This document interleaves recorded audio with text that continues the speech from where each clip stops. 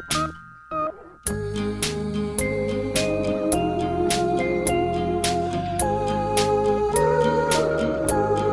ever been walking through the Navy Exchange and wonder why all the Naval Pride and Heritage gear is horrifically ugly and you wouldn't actually wear it?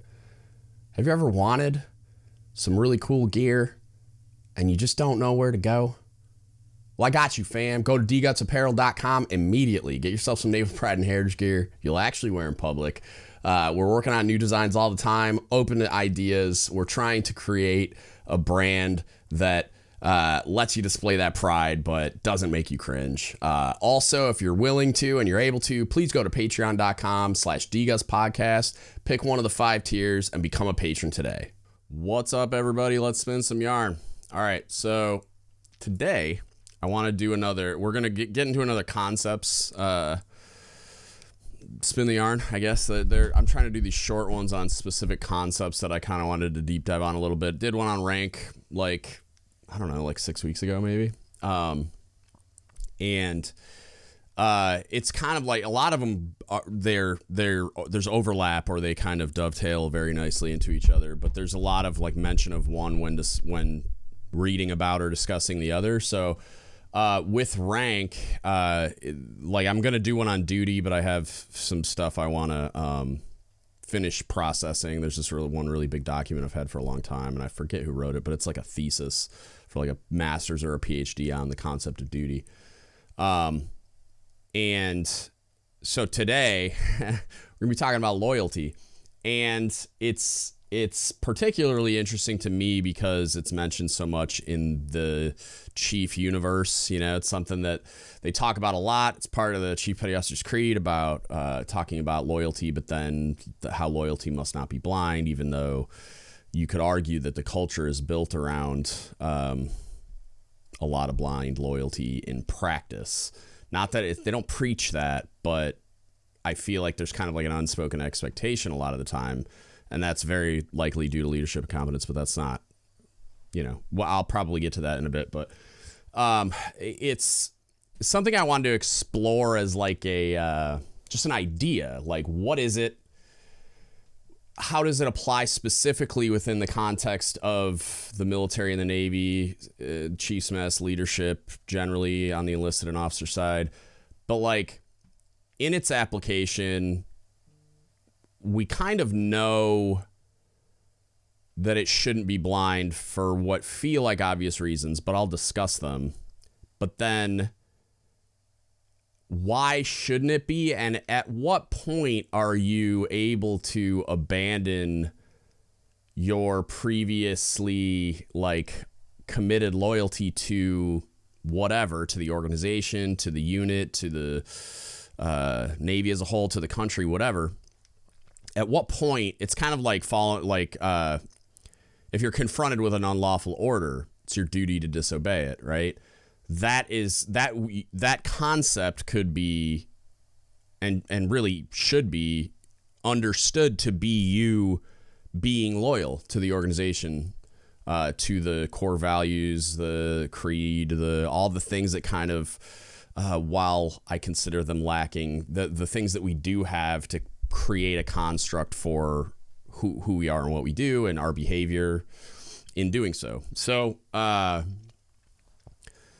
just generally, right? Loyalty.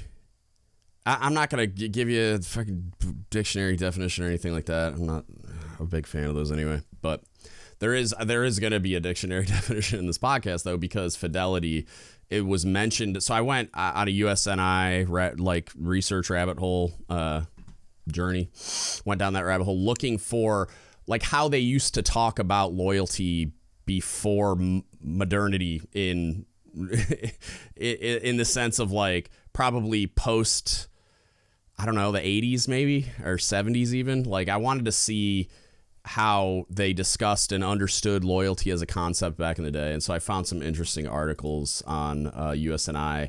Most of them are in proceedings. If you don't have a membership, you might not be able to access some of them, but I'll put the links in the show notes anyway. The first one I found, so this one's from June of 1921. It was written by Rear Admiral R.H. Jackson. And it's just titled Loyalty, as are some of the other ones. This is like a speech, it looks like, that he gave, I suspect, at the Naval Academy. But he's talking about loyalty as like the way he defines it, as fidelity to superior, to duty, etc. And he's kind of saying that fidelity is a synonym, which I guess you could say it is. And the definition I found for fidelity is faithfulness to obligations, duties, or observances. So, which I'm fine with that definition. But it's very vague. It's very general. There's a lot left to interpretation, right? Because you can say like loyalty is an important value that we have within the organization, even though it's really not written down anywhere. It's definitely mentioned in concept in the Sailor's Creed. It's mentioned explicitly in the Chief's Creed, but not, there's not a lot of information there. And I mean, within core values, I'd probably say, there's a way that you could connect it to all of them really, but I'd say it's probably most closely related to honor.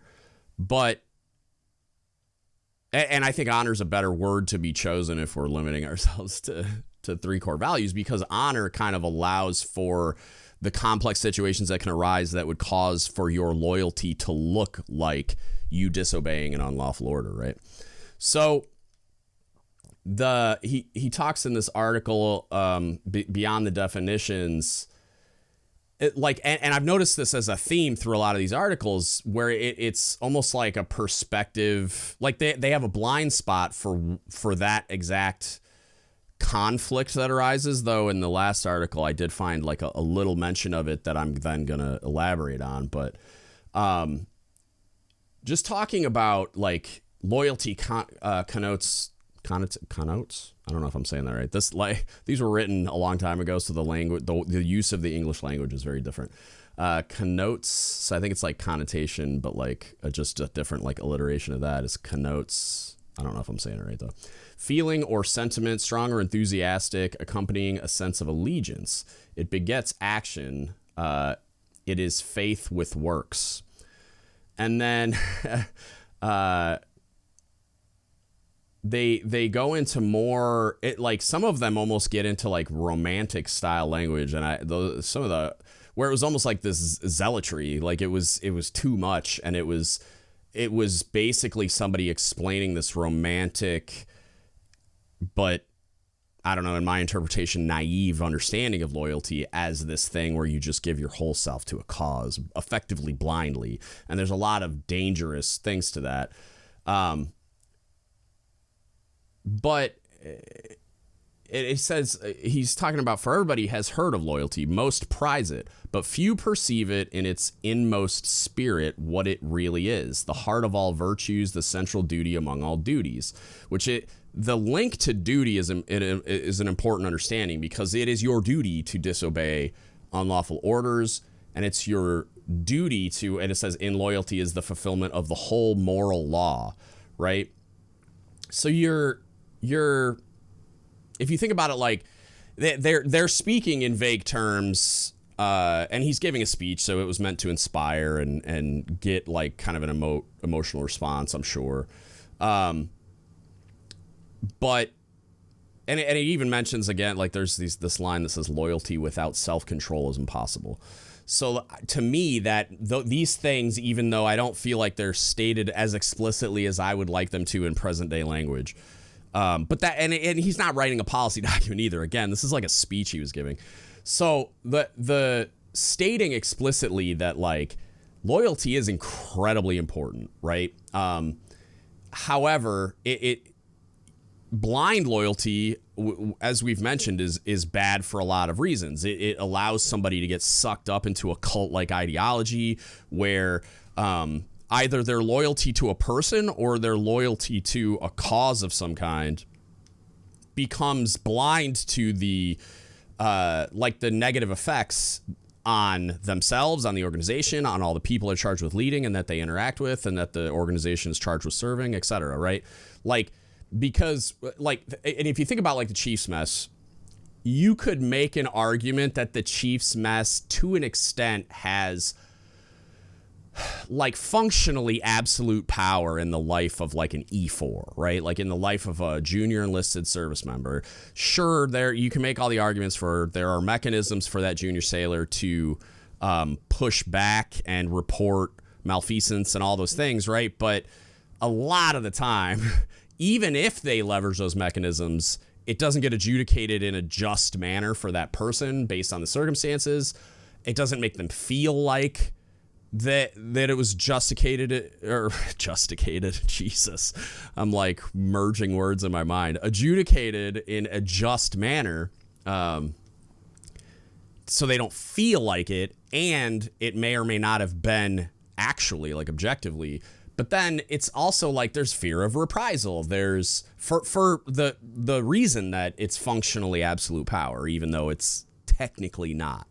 And then it's when you're in that position of functionally or literally having absolute power, right? It's incredibly dangerous for so many reasons. You know, everybody likes to trot out the old adage of absolute power corrupts absolutely. Yeah, but what does that mean? So if you are given the power to determine individually what is right and wrong, right?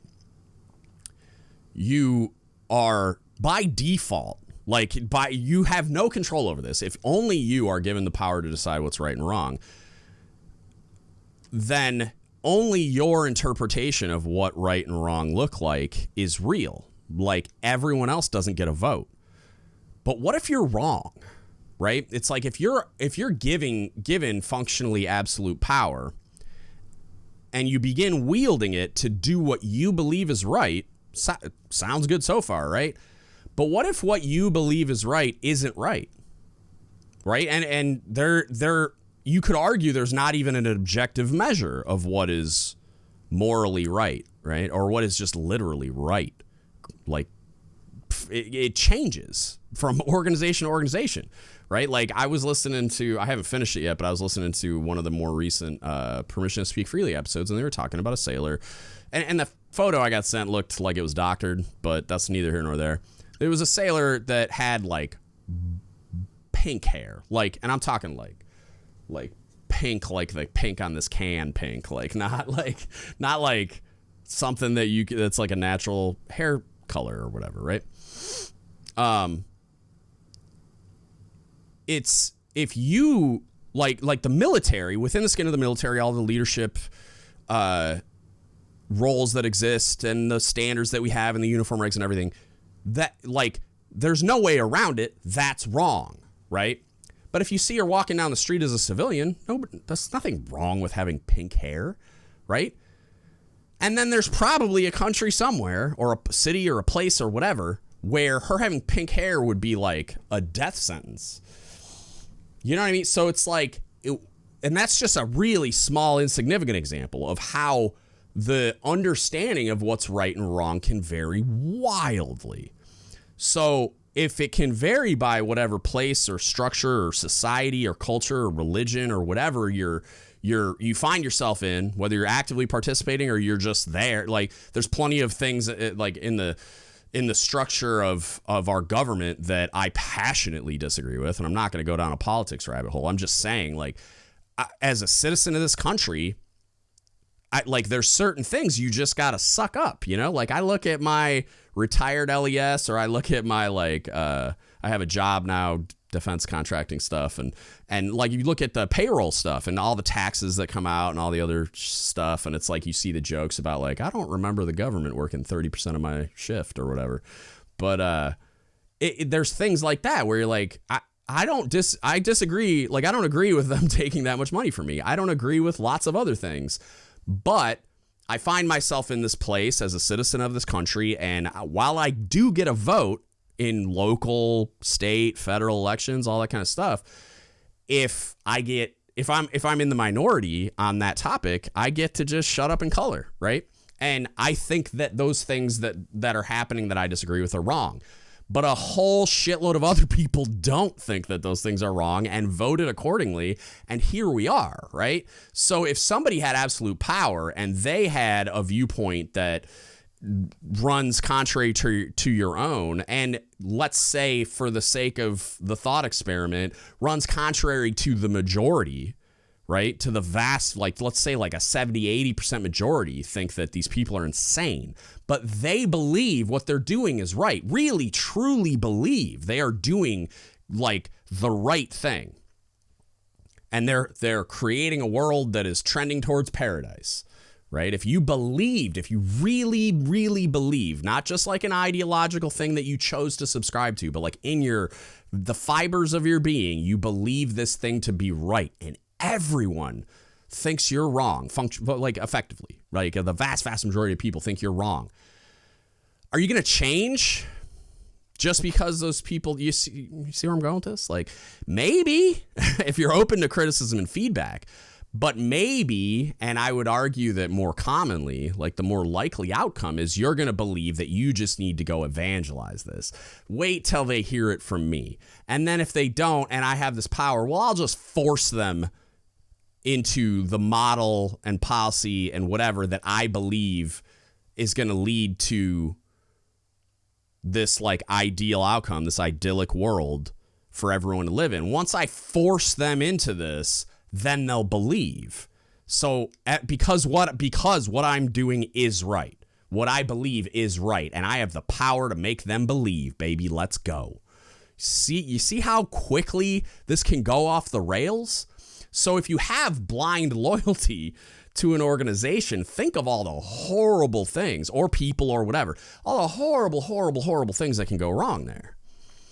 Or if that person demands blind loyalty and you're forced, like in the example I just gave, to comply, like you're forced by threat of, the UCMJ punishments or what have you, right? Just a hostile work environment, like holding back promotion recommendations or like whatever, awards, etc. So it can get sketchy really quick, right? And there's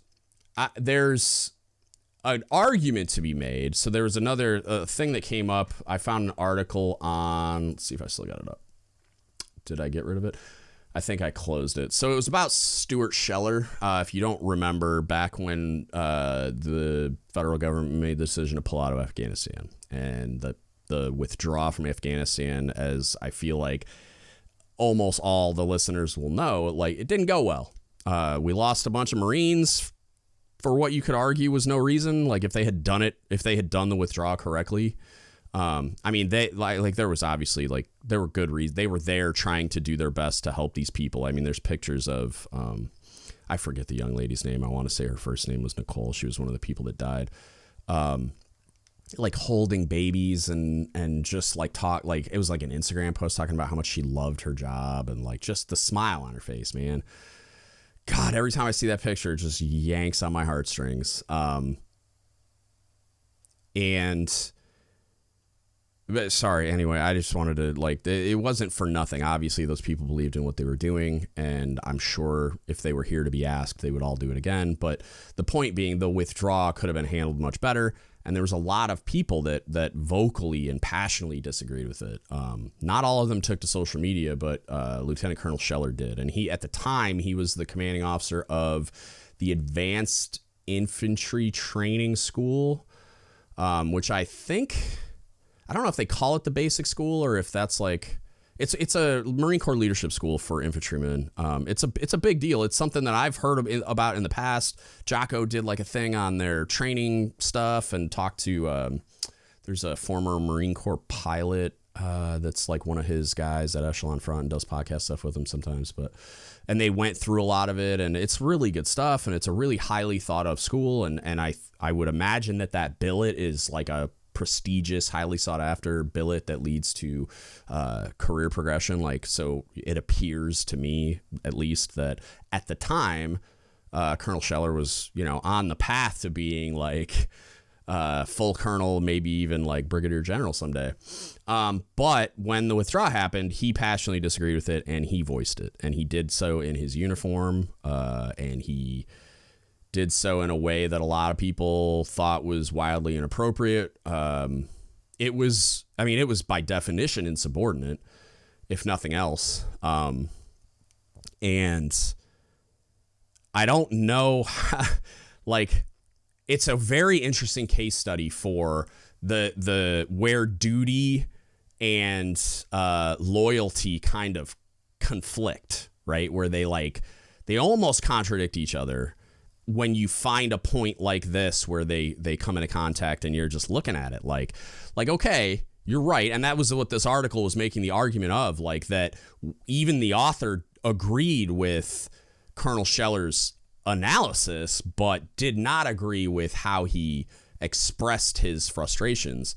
I think there's a case to be made, even though I don't think it's the important part of the argument, that, yeah, sure, should he have gotten on whatever it was, like YouTube or Instagram Live or whatever it was, in his uniform and expressed his opinion that way?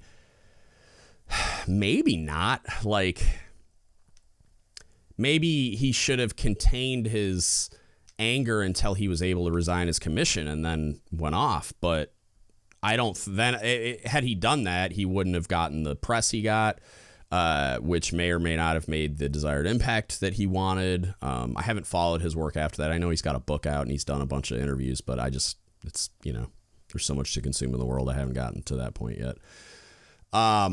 But it's an interesting thing to examine and to think about. If you found yourself in a similar situation where whatever's happening is just, you're opposed to with every fiber of your being morally, you think it's contrary to the values of the country and the branch of the armed services that you serve and all those things, but then it conflicts with things like insubordination, which is a UCMJ article, and it's very clear that, like, he violated that when he did what he did. But, like, does that make what he did wrong? I don't know. Like, because at what point, like, how long do you stand by and just watch the country or the service do something that you believe to be morally wrong? And again, it's that slippery slope of, if you believe it to be morally wrong, but a lot of other people don't, there's some stuff going on in the world. Like, I'm one of those, like, I think it's an incredibly complicated issue. I don't think there's many innocents in it, but I think what's going on in, like, Gaza, it's like, it's genocide. Like, it is. Like, it's just, I mean, does it make what Hamas did on October 7th right or just? No, fuck no, it doesn't. But, like, it's one of those, like, everybody wants to take a side and be right. And it's like, it's complicated. It's really complicated. And there's a lot of, like, really great resources out there to learn about. I mean, this conflict between these two groups of people goes back, like, hundreds of years, if not more. And it's like, and I'm not claiming to be an expert on it. I'm not claiming to understand the history of it in any, like, meaningful way. I've looked into it as much as a casual person could want to understand it without it being, like, a passion that I just, like, you know what I mean, where I, like, jettison everything else and all my free time spent doing that. And I just, what's going on is, like, it's not good, and we're bankrolling it and sending them weapons and stuff. But it's like, I don't know. Like, but so, like, let's say, like, okay, so then where do we go from there? What if we put boots on the ground over there? What if we started bombing Palestinian civilians? Us, not Israel. Like, what if some aircraft carriers start launching whatever they have on the flight deck nowadays? I don't know, F-22s or F-18s or whatever, and they're bombing the, like, areas in Gaza. That, like, okay, and then, like, okay, well, what if it turns into something else? Like at what point? Where's the line? Like, at what point do our service members looking at it? And like, to be fair, in some of those scenarios that I'm, like, randomly thrown out there, just as, like, okay, is it here? You're going to get to a point where it's an unlawful order and it's your duty to disobey it. And I understand that. But I'm just saying, like, at some point, like, it's not going to be, they're not going to say, like, hey, I'm giving you an unlawful order, but you're going to follow it anyway. Like, it's a weird dichotomy where it's like, if it happens, it's going to be unlawful objectively, but are you going to recognize it immediately to be that? Or is it going to be cloaked in all this validity and authority coming from very high levels? And then you have to sit there at your much lower level by your lonesome evaluating this to be lawful or unlawful. Or is it just morally incorrect, but technically lawful, but you're still like, nope, not doing that. And then what? right? It's a very complicated and murky area to navigate, and there's not a lot of guidance on how to do it. So it's one of those things where you very much have to decide who you are, what you believe, and how those things are going to interface with whatever organization you have voluntarily subordinated yourself to. And that's like another important thought to flesh out, right? Is like, and it's mentioned in some of these articles of like, you are voluntarily subordinating yourself to the organization, which by virtue of doing that, you're subordinating yourself to the leaders within that organization, to the policies of that organization, to the mission and how that mission is going to be prosecuted. So it's like,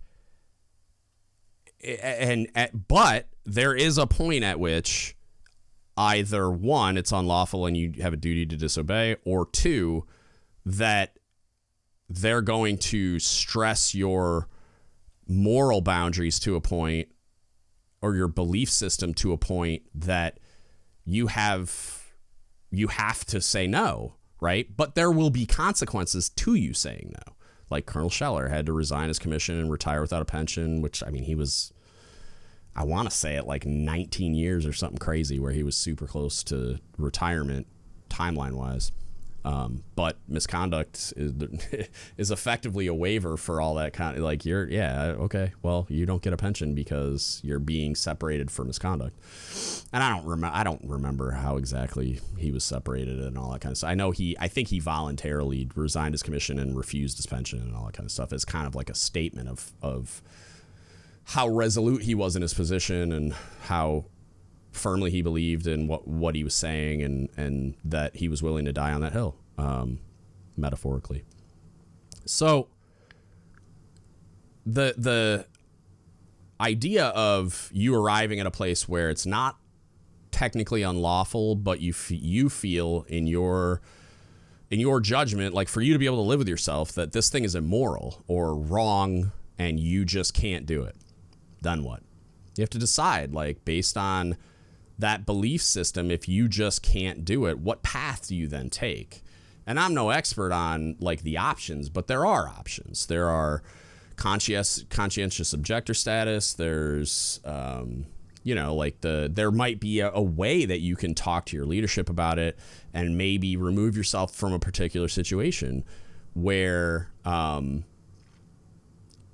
it's not, you're not directly disobeying. You're not saying no. You're saying, can someone else do this because I have a specific issue with this, right? And those things can come up too. Like I remember on my very first deployment, we were going to the Red Sea to launch missiles at Iraq during Iraqi freedom, right? And there was people on board that, like, confronted with the reality of it's a war and we're going to kill people. Even though we're not boots on the ground and nobody's holding a rifle, and it's, he's not going to see the faces of the people that are being killed, but people are going to be killed, and he's contributing to that. And there were some people that had some very real, crisis and confidence of their membership in the organization as a result of, the Cassius Clay argument. Like, I don't have any quarrel with these people. Like, I don't know a lot of people that, like, there were certainly, like, media pundits and stuff, but, like, I don't know a lot of people that believed in the war in Iraq as it was happening. Like, I don't understand. Like, I remember I was 19, 20 maybe. And I remember thinking, like, we're going where? Like, why? Didn't we do this already, like, 10 years ago? And, like, I thought this was, like, already handled. Like, didn't we go down this road once already? Like, I understood the Afghanistan conflict. I don't know that, in retrospect, I don't know that invading and staying there for 20 years was the move. But I understand going in and going after Osama bin Laden post 9/11. I mean, shit, I would have ordered that if I was the guy in the chair, in the Oval Office. But I damn sure wouldn't have done what we did, though, over that 20-year period.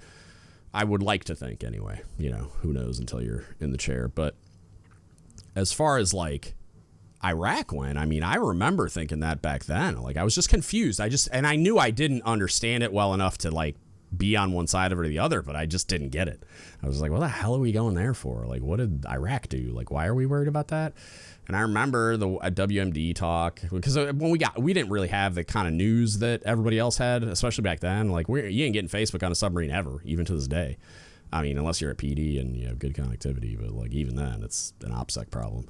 But then, you're not like getting emails with a lot of news. You're not getting, and so like we just pulled into Guam to load missiles, and we're just like trying to figure out what the fuck's going on, and like, yeah, it was just really confusing. And maybe some people understood it better than me, like some of the more senior people, but like I don't know what those discussions were like. It'd be interesting to have been a part of them or known even what they were talking about at that time. But yeah, it's one of those things where it's like it didn't make any sense, and there were some people on board that had real crisis in confidence. But like we went forward and we did it anyway, and we were following. I mean, like, there's probably an argument to be made that it was unlawful to do that. I know there's an argument to be made that it was unlawful based on, like, war powers and all that other kind of stuff for that Iraq specifically. But, I mean, we've been ignoring the Congress is the only one that can declare war thing for a hot minute. But, it's those are the types of things that it's like you can find yourself in those positions where you're just like, I don't know how I feel about this. Because, you get the, like, when people talk about I joined the military for college or I joined the military to see the world or whatever, it's like, yeah, but the manifest destiny, like the sole purpose of the military is kill people and break their shit, project power, defend the country and its interests. And its interests part is, I mean, it's the widest interpretation possible, so that, I don't know. Anyway, I'm trying to avoid political rabbit holes.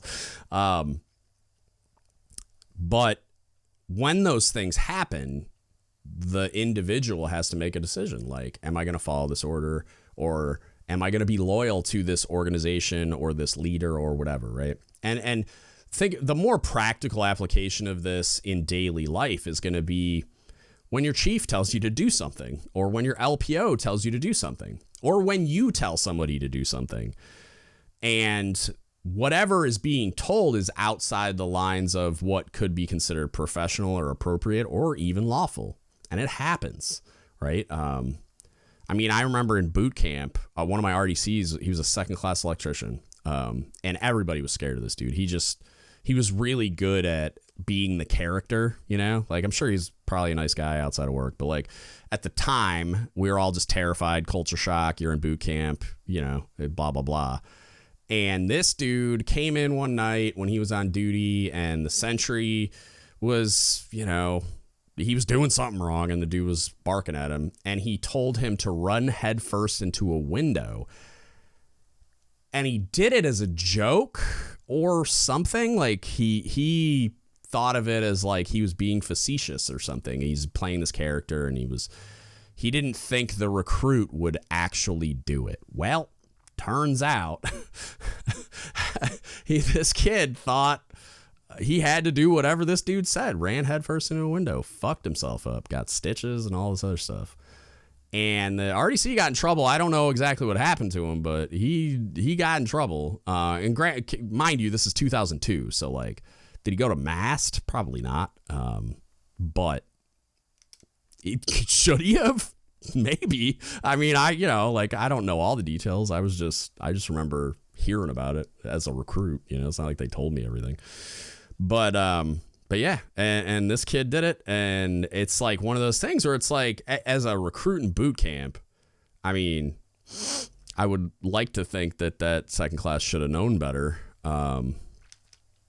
because the people that, like, when you're a recruit in boot camp, like, they're still being taught about, like, that you have a duty to disobey an unlawful order in those classes that they're falling asleep in, because we don't get any sleep in boot camp. So it's like the idea that this kid would have disobeyed what was an unlawful order, obviously to us now being in the positions we're in now, at the time, I mean, I would have at least paused. But I'm not running headfirst into a window. I don't give a fuck who's saying it.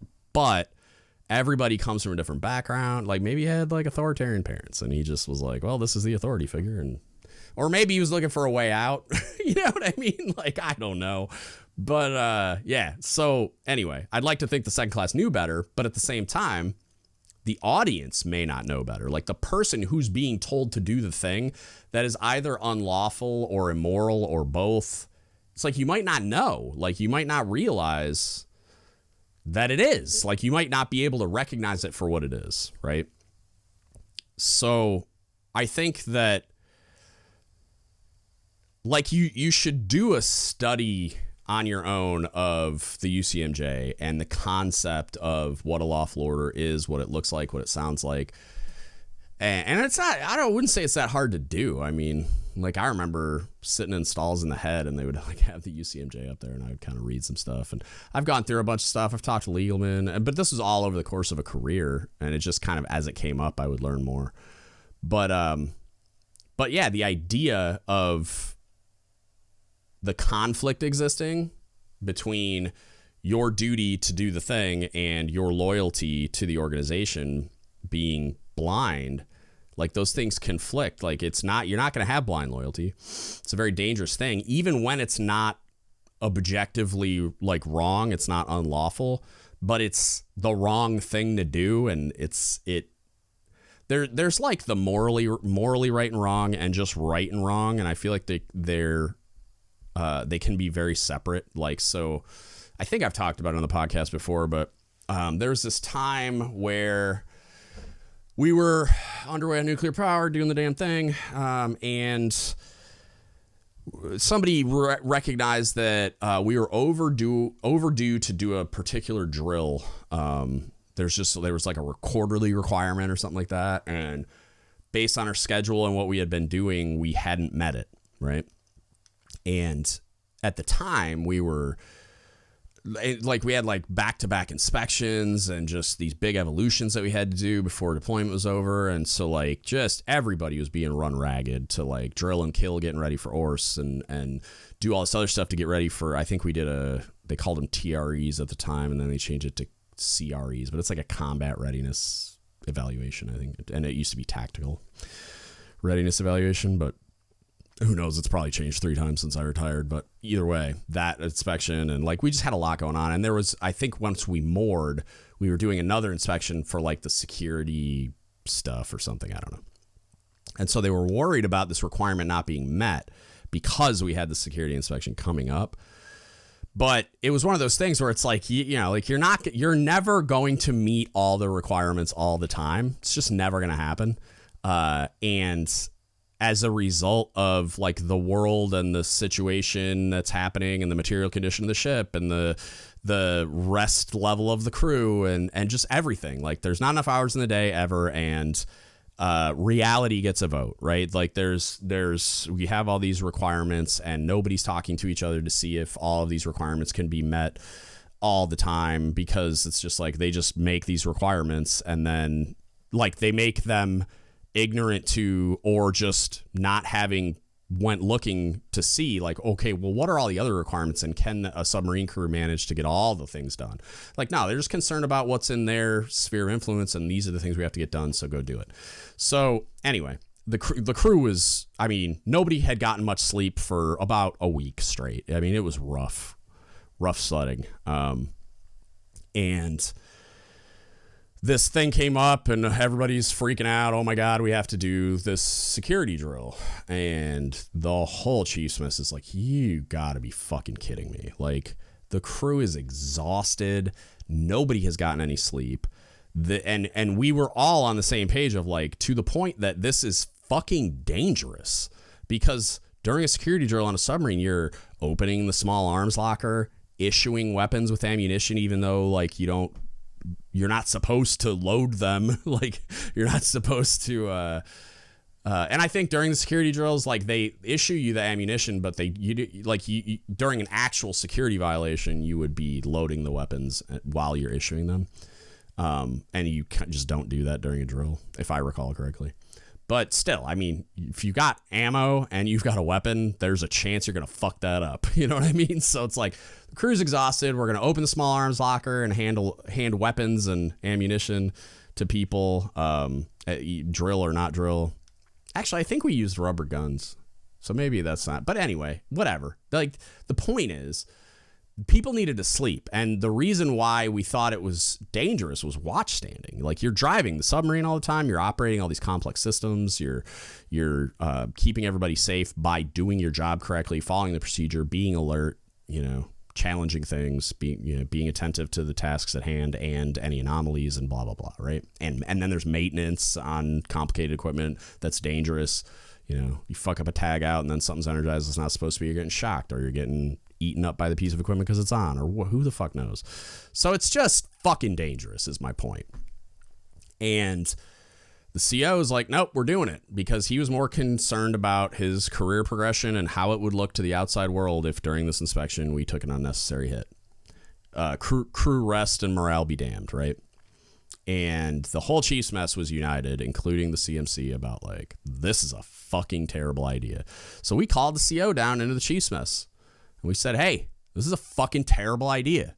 And we all believe this is a fucking terrible idea. The crew is tired. They're legitimately sleep deprived. Like, this isn't just like a quality of life thing. This is like they're fucking not even close to like getting enough sleep. Like, you're talking like people are on like 2-3 hours of sleep.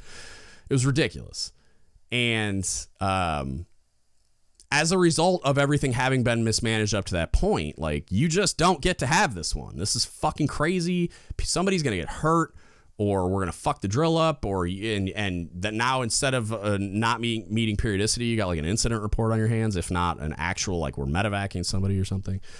So it's just like, we were trying to talk him down and be like, hey, it's a fucking terrible idea. He ended up telling us to shut up and color, and he's the CO, and it wasn't unlawful, even though it was fucking stupid. And I stand by it, and I'm sure everybody that was in that room that recalls the event would say the same thing. But it was a stupid fucking idea. We ended up getting away with it. I don't know how well we did on the drill. We probably restarted it like 3 times because everybody didn't give a fuck and was tired and was just like going through the motions. But yeah, we all united, pulled him down in the Chiefs mess, closed the door, and said, hey, this is a fucking terrible idea. That is loyalty. It's our job to do that, right? And you could see that CO, and I could, like, that person who I worked for a period of time, I 100% could see them flipping out and calling us like disloyal and we're disobeying, orders or what. Yeah, I mean, like, you could see somebody having a temper tantrum about some shit like that. That's drunk on power and just and this dude he was fucking bipolar psycho, but he didn't. He just said, no, we're doing it. And everybody's just like, we tried and we kept pushing back until he fucking walked out. But like at that point, it's not unlawful. He hasn't given us a choice. And unless we're planning on a mutiny, like, I guess we're doing the stupid security drill, and we'll just do our best to mitigate the risks and maybe even like color outside the lines a little bit in order to like mitigate the negative effect of doing it. Like, but at the end of the day, like, he's a CO, and it's their prerogative to do that with the understanding that they're taking risk, right? And that is one thing that dude would talk about, that CO, is like, if we're going to take risk, it's going to be me deciding to take that risk so that if it goes wrong, it's on me. That was one of his like positive qualities, was like he would be incredibly pissed off if like a chief or a first class or a JO or something made a decision that would incur the type of risk that, like, from like not following a procedure or some type of safety policy or like something like that. It's like, if we're going to take that kind of risk, it's going to be him making the decision so that he's the one that is taking the brunt of any heat that may or may not come. And in this instance, he was taking risk by forcing us to do a thing that was, pretty objectively a fucking terrible idea. But he decided it was worth the risk, even though everybody thought he was wrong. But that's simultaneously an example of loyalty, right? Where the Chiefs mess collectively pushed back in a way that we didn't have to do that. I would argue it was our duty to do it, and that's like part of our job. But like we could have not done it, and nobody would have batted an eye, because nobody would have even known. It's not like any of the junior sailors knew we did that. Like we did it behind a closed door in the Chiefs mess. But it's simultaneously an example of loyalty in a way that we said, like, hey, this is a fucking terrible plan. But also it's a pretty great example of having functionally absolute power, and in the face of being confronted by a majority of people who know what the fuck they're talking about, saying this is a bad idea, and just going, no, I'm smarter than all of you, and I have the power, and I get to decide what's right, and this is what I think is right, so your opinion doesn't matter. It's fucking, what if something had gone terribly wrong? What if, some tired small arms supervisor started issuing weapons just from muscle memory instead of handing out those stupid rubber guns? And then somebody else that was tired and sleep deprived loaded that shit and did something they weren't supposed to. Or somebody fell down a fucking ladder well. Or later on, they were so tired they didn't tag out equipment, somebody got shocked and died. All of those things were potential outcomes. Like, and many more that I'm not speculating on. But like, we got away with it, but it was an unnecessary risk. He just was more concerned about how not completing that requirement would look to the inspectors than he was about the welfare of the crew. And that's fucking terrible. And I would argue that falls into that. I mean, you could argue, like, is it the morally right and wrong or just right and wrong? But for me, it was fucking wrong to do that. And I think by virtue of like the entire Chiefs mess, and you're talking, I mean, there's like 20-ish people going like, this is a fucking terrible idea. I'm sure a lot of the officers agreed too, but I mean, we talked to a few of them and they were on the same page too, but it's hard to remember. But yeah, I mean, I think it was wrong. I think all those other people that were on the side of we shouldn't do this thought it was wrong. Otherwise, why would we be arguing against it? But when he planted his flag and said, nope, we're doing it, like when the CO said, yeah, cool, sorry guys, shut up and color, then you're at that lawful order, unlawful order decision point. And it was a lawful order. It was a fucking dumb one, but there was no like policy to point at and saying, no, like this is unlawful. This is against policy. I mean, you could have pointed at like the sleep stuff. Like I think the Submarine Force came out with a policy about the 8-hour watches and circadian rhythm stuff. But like technically he wasn't violating that because we were on 8-hour watch rotations. So theoretically we should have been able to get 8 hours of sleep. But if you're forced to do all these drills and all this other bullshit, what are you not doing? Your primary and collateral duties. And then you have to stay on watch for 8 hours of that day. So there goes 16 hours. Like, what if you were on watch during drills? I guess your offgoing would allow for you to do your job. But you know what I mean? Like, and then sleep. But like most people, it was like they had to cut into their sleep time oncoming to be able to get everything done. And as a result, we're sleep deprived. But did he tell them they had to do that explicitly? No. He just forced them into that model by making us do all these fucking drills and all these evolutions and all this shit. And then once we said, hey, we need to fucking pause here because like this has gotten to a point where they can't take it anymore. And he's like, nah, I don't fuck care. You're all disposable assets. You're consumable. And I'm going to fucking use you for my own career progression. And, fuck that guy. But he was the CO.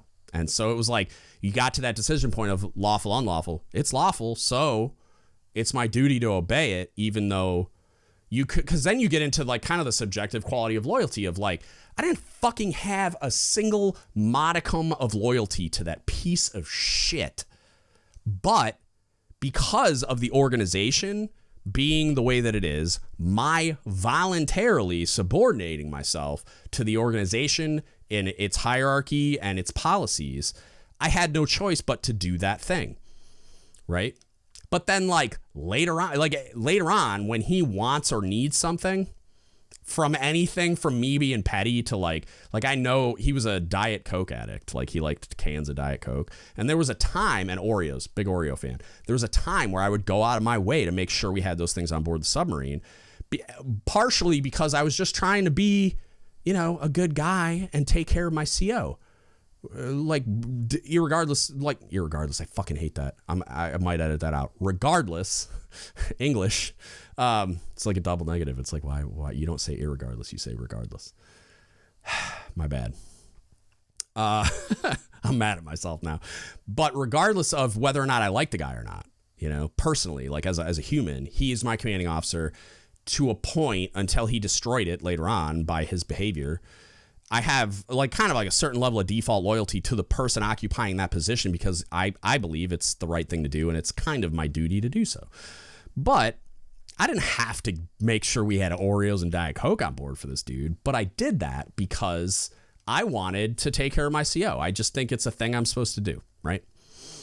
But when he proved himself to be a guy that doesn't deserve that type of shit, I got petty and was like, all right, fuck it. I'm not doing that anymore. Oh, we don't have any Oreos? See us? Nope, sure don't, sir. Fresh the fuck out. You know what I mean? Like, and as an inspector, right? Like, or as inspection teams would come on board and they would talk to me and I'd be like, sorry. So flip it. He became an inspector and so was I. So I'd run into him from time to time and people would ask me like, what's he like and blah, blah. And I could have told them. And sometimes I did if I really liked the people that he was about to inspect, just because it's not their fault he's an asshole. And I'd tell them about that kind of stuff so they could have it so that he'd be in a good mood, hopefully. But like, but yeah, like if I didn't have to do that kind of shit and I could have twisted the dagger by not doing it. Not that he would have ever known, but it would have made me feel good, I guess. I don't know. But like for anything from petty shit to like just anything that I don't have to do. And that's just for me. But then you get into like, if you're consistently eroding trust and faith in you as a person, and you just are creating this like toxic environment and this like animosity towards you as a person who happens to occupy this position, it's like at some point it's going to cross over into people just actively trying to make your life hurt. And some of that might even get into they're breaking rules and not doing the shit that they're supposed to be doing in order to like just stick it to you in the mechanisms that they have available to them. I'm not saying that's right, but I am saying that it's common. It's human nature that, okay, well, you functionally have absolute power.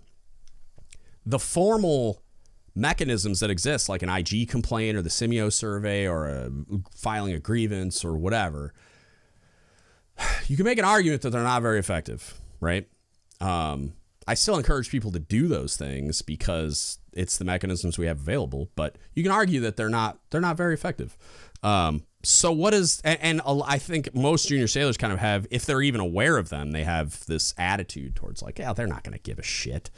You know, so like they're not willing to even go down that path because like most of the time, I mean, like if you file a grievance or against your CO, like it gets routed to your CO. So like they know. So it's like there's no anonymity there. There's no way to like, or maybe I'm thinking of like submitting a statement to the board or something. I can't remember. I went down that rabbit hole because I had a first class trying to do it, and pretty sure most of those processes, you have to route it to the person you're filing the complaint against or whatever, except IGs are anonymous, I think, or can be. But it's like you can't, like there's a lot of opportunity for reprisal, either directly or indirectly. And so most sailors, I think it's safe to say, don't trust those processes. So what mechanisms do they have available to respond, to like push back and say like, this is bullshit and fuck you? You know, you're got an ORS team on board and we run a fire drill and bomb the fuck out of it because fuck you. You know what I mean? But like, because most sailors, like, they don't care what we get on ORS. So if it makes the CO look bad, and it does, if you get a poor ORS grade, at least on submarines, like it hurts that CO's career progression. So, you know, if that's what they have available to them, you know what I mean? Like, And it's like, you can't really say, like, they'll just, the default response, and they know this, the default response will be like, oh, well, I guess we didn't train enough. You know, not that they want to do more drills, but on game day, if they're sluggish, oh, I didn't get enough sleep because we drilled too much because you didn't care enough to listen to your chiefs and stand down and let us get some sleep before the actual inspection because you had to meet some requirement because you're more concerned about your fucking fit rep than you are about the well-being of the crew. And so they, you know, don't perform optimally on game day, whether that's because they are fatigued or they're pissed at you or more likely a combination of both.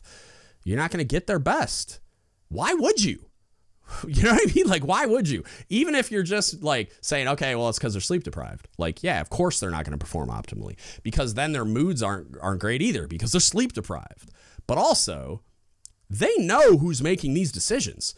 And part of the ire is pointed at the Chiefs mess, whether like, because they don't know we had that conversation behind closed doors. And then we come out and say, hey, we're doing a security drill. So like, we're easy targets too. And it makes our lives more difficult as well, because the sailors believe that we have more power than we do sometimes. But, you know, they know the CO made that decision. So it's like, what are the ways in which the junior sailors can like kind of stick it to the person causing them this pain? Those are the types of ways, like that erosion in loyalty, even though they're not going to do anything unlawful, hopefully, right? Like, and not that happens too if they get pushed far enough. But most of the time, it's like this passive aggressive attempt to undermine that person's goal, which is usually career progression, by doing things that make them look bad. Right. I remember one of my favorite examples of this was there was a nuke. I don't remember his rate, but he left my first boat and he had gone all over the engine room and glued little green army men just to the most random places possible. And I'm talking like there was probably over 100 of these things. And so like for the next probably 6 months to a year, they were finding these little green army men everywhere, and he did it pretty close to an ORS. So then the inspection team, even though they went around trying to find them all and removed them, like they still found some, and it made him look stupid. And it's like, that was his little fuck you on the way out the door as he was getting out of the Navy. That's the kind of shit that can happen. You know what I mean? They can plant these little landmines for somebody to step on after they're gone. They can like sabotage little things like that aren't like, they're not like literally sabotaging equipment or anything that's gonna like, they don't want to endanger their friends. They just want to make you look like a fucking idiot. And they're very creative people and they're very motivated to make you look like a moron so that they can get that cathartic like moment, that laugh out of it. And so those things you very quickly will see in an organization, like that loyalty will erode to a point where it's at least going to get passive aggressive and petty. And it very likely could get people just aren't obeying orders anymore. And it's like, not like an active mutiny, but almost like that kind of like the equivalent of that stupid silent quitting thing where people are talking about like they're working their job, but they're like on purpose doing a shit job and just pulling in as many paychecks as they can before they get fired or whatever. It's kind of like that. And it's a very dangerous thing when you consider, like, if you're doing that and you work at Walmart, not really a big deal. If you're doing it and you're navigating a warship through a waterway, especially if there's like hostile near peer competitors around, it's like, okay, maybe not the time to be fucking doing that shit and not operating optimally, but like, cause it's fucking dangerous. But if you beat people down to, if you grind them up and like beat them down to a point that they've got nothing left, at some point they're going, you know, it's like you can only kick a dog so many times before it bites you. You know what I mean? Like at some point they're going to bite you, metaphorically. But yeah, that was something I wanted to talk about in that type of a way. There's some more stuff from some of these articles that I really liked. Like I love the way they talked in the early 1900s. Like it says, loyalty is a requiring mistress. It requires that one fail not in performing the humble chores of daily routine, that one face the enemy and attack with might in battle, and that one's fondest theories will be willingly subordinated to those of his superior in command, which is kind of the situation we just went through. Should be faithful, intelligent, unswerving, undying, and perpetual. But then it's like, and again, they don't really. Most of these articles do not get into the questioning and or actively like pushing back. So it's like they're kind of framing the articles as if loyalty is blind, even though they don't explicitly say that.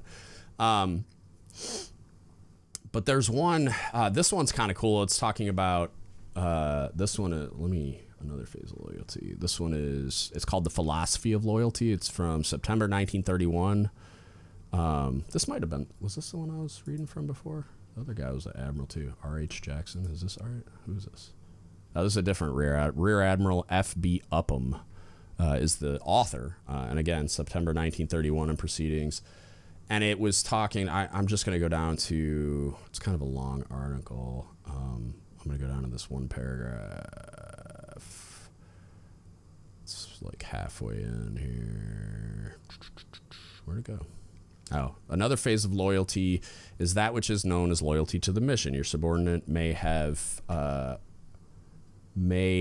from you very explicit written orders as to the accomplishment of a specific task. If your orders to him have been in such detail as to embarrass him in the performance of that task, he should have the initiative to transgress the letter. If in doing so he can the more surely accomplish the mission. On the other hand, he may indeed fail in accomplishment because of lacking initiative or lacking the will to carry out his mission in spite of your embarrassing detailed orders.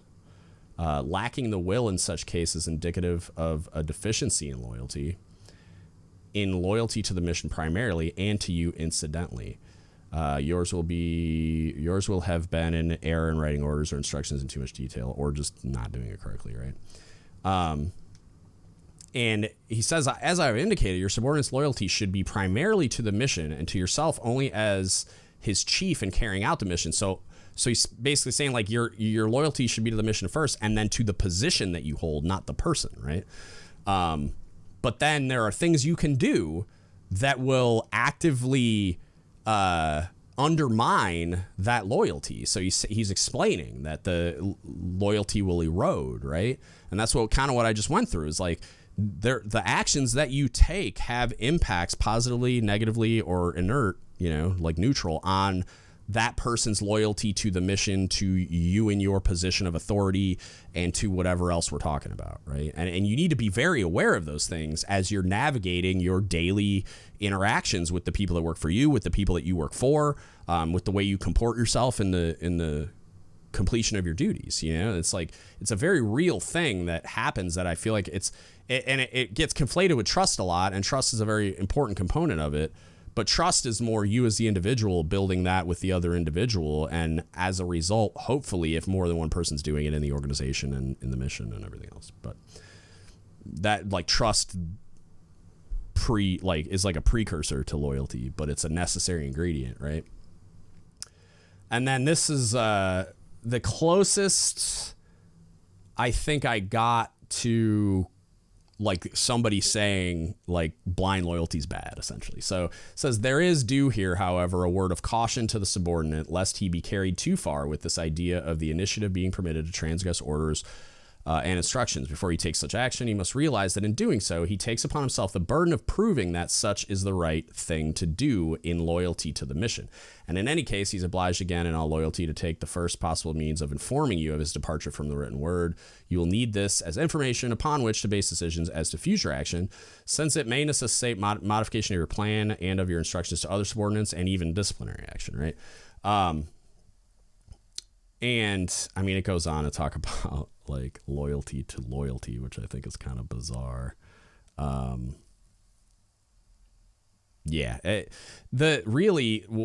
That's the best I was able to find. And it sounded like I did comprehensive research, but I was looking to see specifically if the understanding of loyalty was different than it is now. And I would say the only thing that I noticed that was different is that there wasn't quite an emphasis on that it should not be blind, and that there, while it exists and it is in ways absolute due to the way that it interfaces with loyalty, or with duty, with that loyalty interfaces with duty, there's a point at which they begin to oppose one another. And it's like, at that point, shit gets interesting, and you have to start figuring out, do I err on the side of duty, like, and carrying out my duty because it's a lawful order, blah, blah, blah, or is my loyalty being abused, being taken advantage of?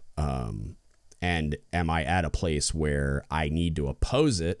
And opposing it can look like you just vocalizing that and pushing back. It could look like in the moment you realize, oh God, there's an issue here, and you taking the liberty, as he describes in this article, to do something different to navigate through that in a way that you believe to be right, and then informing your supervisor, hey, I had to do this based on this, and then just dealing with whatever comes, which he described as you will need this information upon which to base your decisions as a future action, since it may necessitate modification of your plan and of your instructions to other subordinates. So that's like the positive feedback mechanism of like, oh, okay, so you told me this, I didn't know this, and in the future going forward, I will add this to my calculus before providing direction, right? Or you may come back to that, you may come to them, provide this information, and it may turn into some form of disciplinary action, which is kind of the thing you see quite a bit more often, is where subordinates are getting counseling shits for stuff that they think is bullshit because they thought they were doing the right thing, and somebody just threw a temper tantrum because you didn't maliciously comply to some reference or instruction or like organizational norm or whatever. But yeah, it's tough. It's a very tough thing to navigate. And I would say that it doesn't get much more complicated, or maybe just convoluted is probably the right word, than it is in the Chiefs Mess, because of the way that we have structured that organization, have failed to provide a clear and concise and very easily understandable identity, like just documents and tenets that describe, like, and like I redid the Chiefs Creed that one time as just like a fun activity to try to do that, to try to redefine those things. And I just don't, I don't think the organization itself has an identity that facilitates people navigating things like trust, loyalty, just leadership generally in an intelligent way. Like, I don't think we do that well. I don't think the organizational identity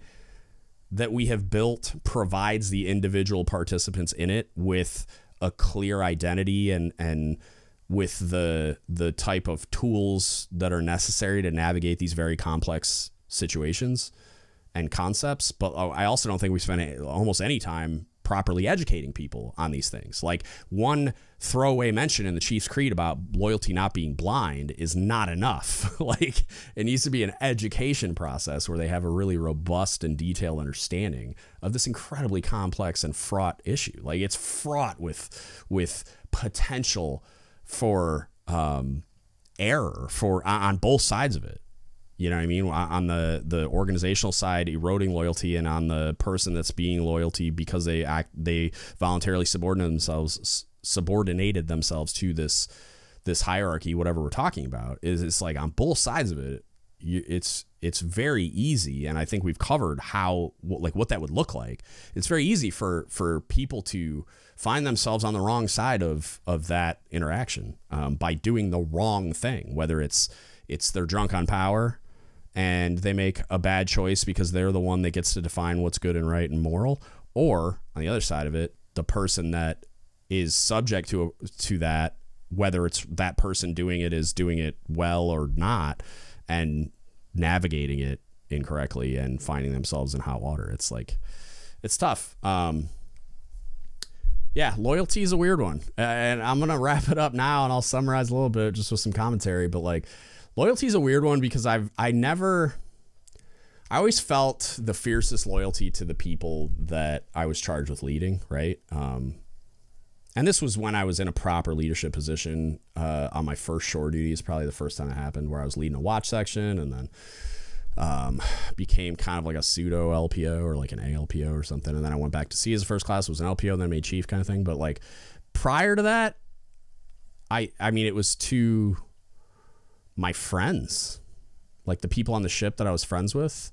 And I had a kind of like a built-in loyalty that I think the submarine force does a really great job of cultivating as a submariner. Like as a dolphin wearer, I had a very fierce loyalty to the people on that boat. Even if I didn't like them, they were still submariners at the end of the day. So it was kind of like, this is my tribe and I'm going to protect them. But I had a fierce loyalty to the submarine culture, to submariners generally, and to the people on that submarine in particular. Outside of that, until I was in a leadership position, it didn't really evolve in my understanding didn't really evolve until I was in a leadership position. And then I got to feel the weight of that responsibility. And then I was like, oh, okay. I was very protective of my people and fiercely loyal to them and went way out of my way to do everything I could for them to like help them. And just because I cared about them, I wasn't trying to create loyalty. That was like a fortunate byproduct. I was just like, I cared for them. And so I wanted to do everything I could to take care of them because it felt like I felt that responsibility in that way. And that's what I interpreted to be right. That's what I decided right looked like. I didn't always do a great job.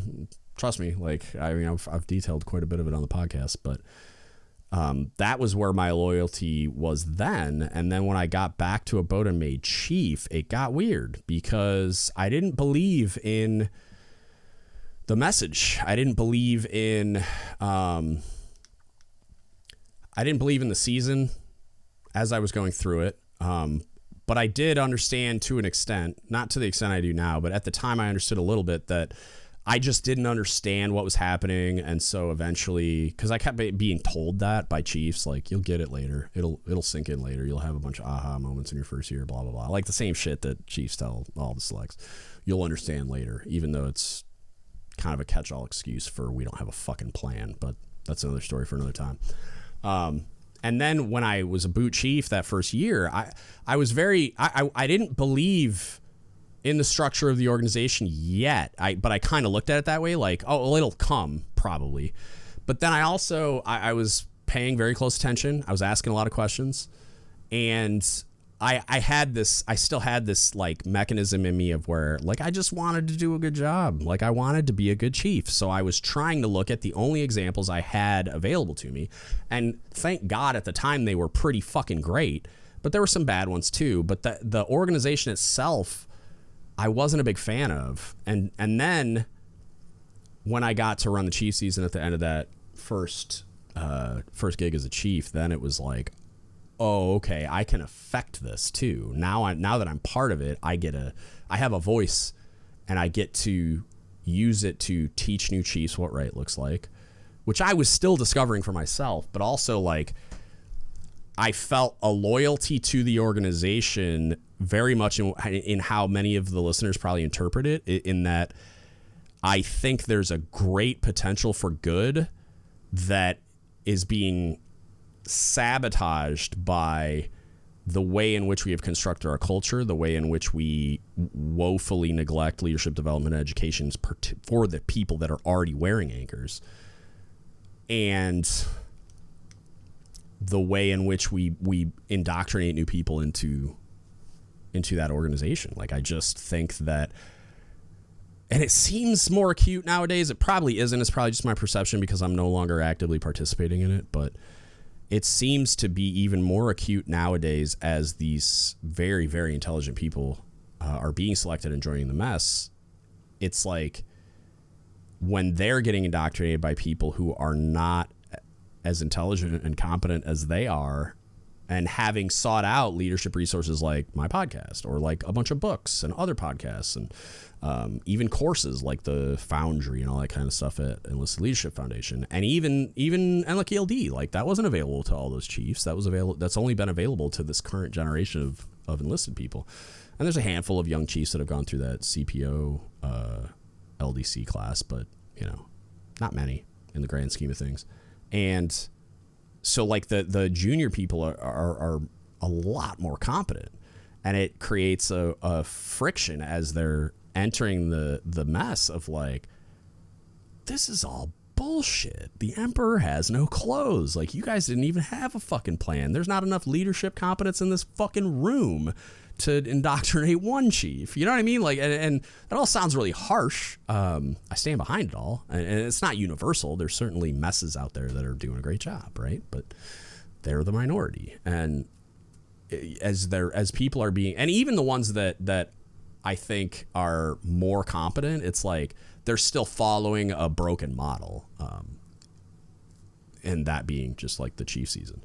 So anyway, I think the loyalty evolved later to be this understanding that my duty is to the organization and the mission of it, but I diverted from there and decided that the way that we're doing it is broken, and the risk I took was that my interpretation of what right looked like was better, right? Not that it's, I take great care to make sure that everybody understands that I don't believe myself to be this like unimpeachable like ideal of leadership, like where you can't, you know what I mean? Like where my authority is like unquestionable. Like, no, bullshit. Like I'm always open to being wrong about something. And I've taken that great care to allow for that for the reasons I described earlier of like, if I didn't, then my interpretation of everything is just right by default because it's my interpretation. Nobody else gets a vote. And that's not providing an education. That's like coercion. And it's not productive. It's not productive in the current model, which is largely like just punching you in the face until you submit to like, this is the culture, you're joining it whether you like it or not, and they just force you through the eye of that needle. And it's like, okay, but if I'm then going to be a part of this organization, I need to believe in it. I need to believe in that mission so that I can practice the type of loyalty that you need me to.